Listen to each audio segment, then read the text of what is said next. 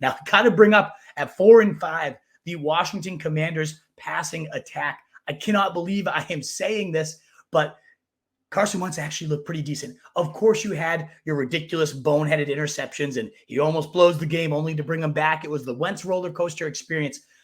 Either way, it produced plenty of aerial pie for all of these guys to eat. Yes, it's a bad Jaguars D, but let's dive into it. Jahan Dotson would be my number one pickup on this team, even though Curtis Samuel was a little more involved. I think Dotson is a ridiculous talent. He had 3 catches, 40 yards, and 2 scores.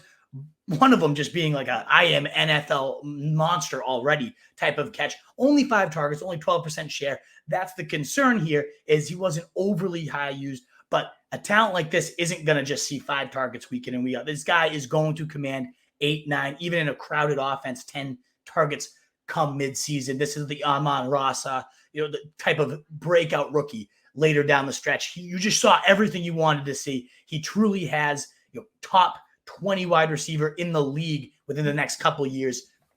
I love the guy. Just an absolute dog type of player. In college, we saw some of those plays immediately. That all being said, Curtis Samuel might be the better guy for immediate volume if you need it. 11 targets, a whopping 11 for 55 yards, 1 score.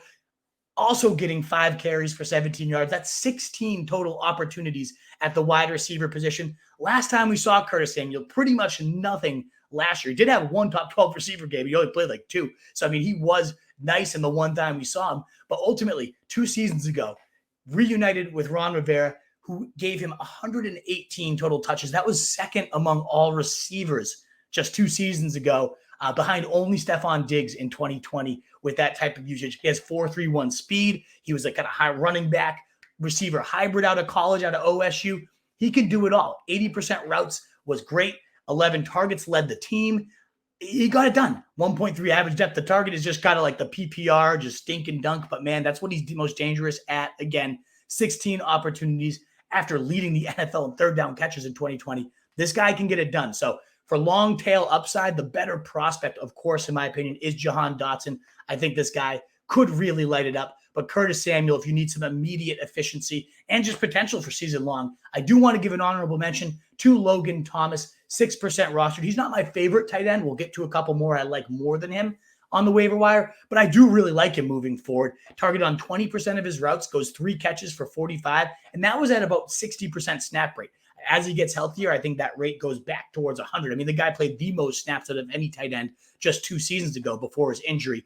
I really like Logan Thomas. He looked a lot smoother than I expected in his early action, so I think we just see his work get ramped up even more. If you need a tight end, this guy was a consensus top 10 guy entering last year, and he could break right back into that top 10, even with all these mouths to feed. Again, Carson Wentz, over 300 yards and 4 touchdowns. I'm shocked by it, but this team looks like they're going to air it out with him.